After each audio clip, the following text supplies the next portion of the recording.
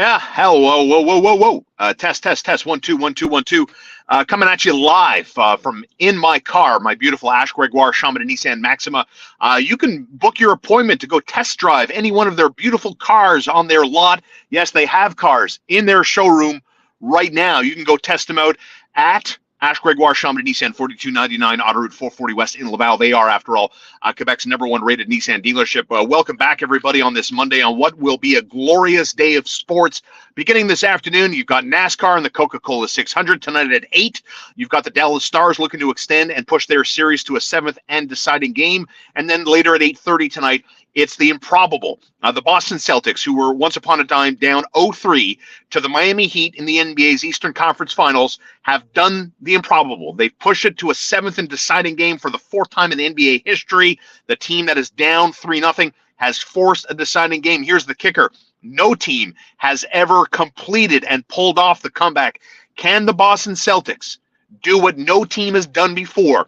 Lifetime, when a team is down 3-0 in a best-of-7 series, they are winless in 150 times. 151 goes tonight. The Boston Celtics favored by 8 points with a total of 203. You can bet this game at misoja.com. Let's get into it, where I had a fun conversation with a buddy of mine on the golf course this weekend about what's going on with Toronto, what's going on in particular with the Toronto Maple Leafs. And my buddy Chuck is just a big Leafs fan. And, he started off by asking me if I was ecstatic that the Leafs were out of the playoffs after 5 games in the second round. And I was like, dude, not really. I picked the Leafs to win the Stanley Cup. I picked them to beat the Dallas Stars in the Stanley Cup final. So I had a little ego. I had a little something on the line. I wanted to be right and everything else. But I digress. The Maple Leafs are done, and the search is on for a new general manager in the Big Smoke. And my buddy Chuck was asking me about who I thought would be the best option for the Toronto Maple Leafs vacant general manager position. Personally, I think it's Brad Treliving's job to lose. But I'll tell you this. If I were the Toronto Maple Leafs, man, I would take a serious, hard, long look at former Montreal Canadiens general manager Marc Bergevin. And before you shut off the YouTube stream or shut off the podcast stream, hear me out for a second. This is why I think Marc Bergevin would be the best possible option to fill the general manager vacancy role with Toronto. Marc Bergevin was a role depth plug player when he played in the National Hockey League. Marc Bergevin was more known for his pranks and his antics in the room, on the ice, than he was for his ability to shut down the opposing team's best player. That was not Marc Bergevin's claim to fame, right? This was a guy who made the NHL. This was a journeyman in the National Hockey League, turned it into a scout, into an executive role. And I think he brings a certain dynamic, a certain skill set to Toronto that we saw in this market in Montreal for the better part of 10 years. And you know what that skill set is? That skill set is to find rugged character type players. Is that not something we can agree on here today? That it's what the Maple Leafs are severely lacking, are they not? Like, we talk all the time, right, about Mitch Marner, soft as butter. Can Austin Matthews lead a team to the Stanley Cup final? John Tavares has been in the league for a song. What has he done in terms of creating damage in the playoffs? All of these guys, like outside of William Nylander, who seems, I guess, to have the quote-unquote tougher reputation compared to the other big three in Toronto, that all of these players, the core group in Maple Leaf land, are more often than not, correct or not, defined as soft, fringe type players. Then tell me, who better to bring in ruggedness, to bring in toughness, to bring in Brian Burke's favorite word, truculence, to Toronto? Marc Bergevin, in 9.5 years in Montreal, we joked all the time, he was the king of the waiver wires. Look who he went and brought in, got Paul Byron, found these guys, like got Andrew Shaw out of Chicago, right? Got Phil Deneau in the Thomas Fleischmann trade. One of the best deals Marc Bergevin, maybe the best deal Marc Bergevin ever made, right? Like, Marc Bergevin's 9.5 years in Montreal were not garbage. There was a lot of good moves. There were some smart, shrewd moves. There were some bad moves, some bad decisions. I get it. Nobody is perfect. But boy, oh boy, the more I think about it, the more it seems very obvious to me that what Toronto is missing is Marc Bergevin, someone that can find depth, character players, round out this roster. Heck, look what he did with Montreal. all he had basically was a goaltender. They got all the way to the Stanley Cup final a couple of seasons ago, so there's enough proof for me, enough of a sample size that I look at this man and I say the Maple Leafs need Marc Bergevin. Brad Treliving, Pete Chiarelli. I mean, I would just avoid these guys. I mean, here you have someone that fills a void in Toronto. The most criticized area about the Maple Leafs is their lack of toughness. And we spent some time in this market talking about Marc Bergevin, right? These words that he would use, like character. He would always talk about character, the importance of having character in your room. It's a primary reason, I believe, he traded for Shea Weber and dealt away one of the biggest fan favorites this market has seen in 30 years in PK Subban, right? But in order to get, you got to give. And so they decided to make that pivot in real time. And when I watched the Florida Panthers, you know what I think about? I think Marc Bergevin was right. I think Marc Bergevin was right when he talked about character and the importance of it. But it's hard to measure character, right? And that drove some people bananas. How do you measure character? One of these things, these intangibles, you can't properly measure all the time. But somehow they managed to figure it all out. And if we go back to my main point about what Toronto needs, they need that character. They need that special ingredient that Marc Bergevin can bring in. Look what the Florida Panthers are doing. This is very much a north-south team. Matthew Tkachuk on TNT over the weekend talking about the physical element, how confrontational they can be. Well, tell me again that Marc Bergevin is not the right man to pivot in real time with the Maple Leafs to get them what they need, more toughness, people who were born to be bleep holes, and they've managed to do that somehow, some way, okay? And so now, with the race being on, the Montreal Canadiens are starting to rebuild. And it was interesting. We had Nick Suzuki on the show this morning, Connor McKenna and yours truly.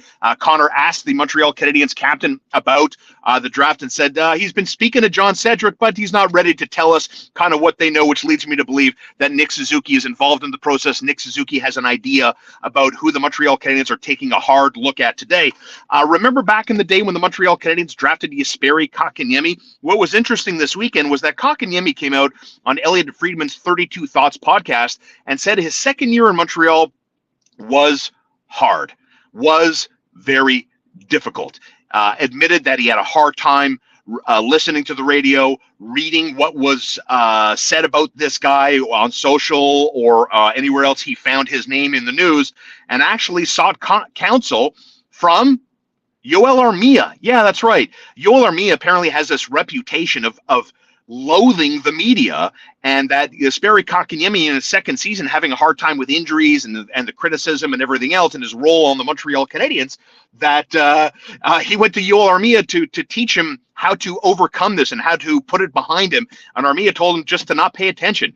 Seems pretty simple to me, but also understanding that this market is difficult, and maybe Jesperi Kotkaniemi has done some growing up.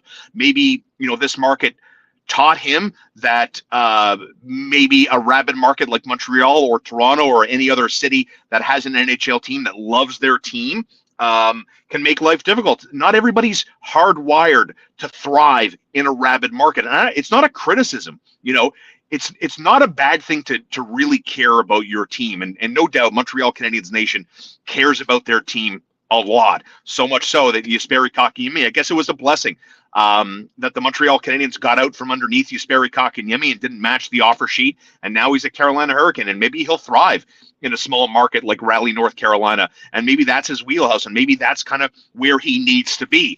How much time did you spend watching Sam Montembault at the World Hockey Championships for Team Canada, with the obvious question in the aftermath of Canada beating Germany to bring home gold, in which Sam Montembault was an integral part of our nation's success at the World Hockey Championships? That I do believe that with capable, experienced, competent defensemen, Sam Montembault is a #1 goaltender, you guys. Sam Montembault showed you, again, like, we're not talking about a stacked Team Canada team here. It's not the world beater Maple Leafs wearing the Maple Leaf on their chest for Team Canada. Sam Montembault's save percentage, his ability to stay on top of the action, to not find himself out of the blue paint more often than not, was a revelation. And obviously, Sam Montembault was very good for the Montreal Canadiens. Sam Montembault, let's be honest, is the reason why the Habs aren't picking in the top 3 of the draft in a month's time. June 28th is the draft in Nashville. That Sam Montembault, I think, gets the majority of starts for the Montreal Canadiens, and a lot of that's based on what he did at the World. So as the Canadiens' defensive units begin to grow and get more experience and get more confidence as the games go by, Sam Montembault, man, just goes to show you how difficult it is to analyze, break down the goaltending position, drafting goaltenders, analyzing their performances, and then banking on these guys. I mean, heck, look at Florida and Sergei Bobrovsky, right? I mean, they didn't start with Sergei Bobrovsky.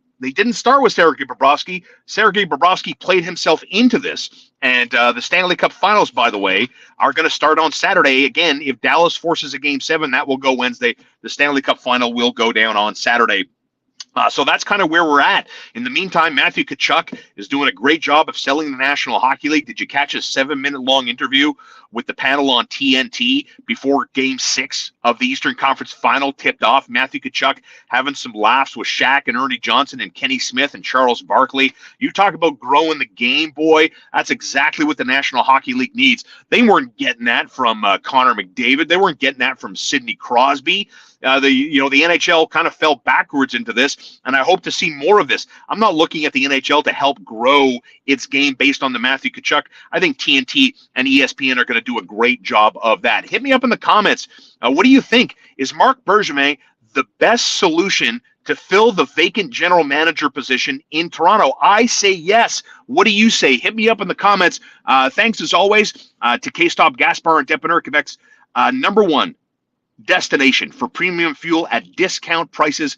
Check them out on Highway 138 in Ganawage. Tell them In the Car with Star sent you. And of course, AxonGroup.com, 888-99-AXON. You can trust the fact that they have the knowledge and the assets to get your cargo to its destination on time, under budget, whether it's domestically or cross-border. AxonGroup.com. Call them now. 888-99-AXON, proud sponsors of In the Car with Star. Game 7, Boston and Miami. 8:30 tip-off tonight. Game 6 between the Stars and Vegas Golden Knights at 8 o'clock tonight. I ultimately think both games stay under their posted totals. Give me Boston to win. And yes, Dallas wins Game 6. We'll see you for Game 7. But yeah, hit me up in the comments. I really think Marc Bergevin is the best possible option to cure the Toronto Maple Leafs postseason history. And we saw it in Montreal. Tell me why you think Marc Bergevin is or isn't the best possible option to be the next general manager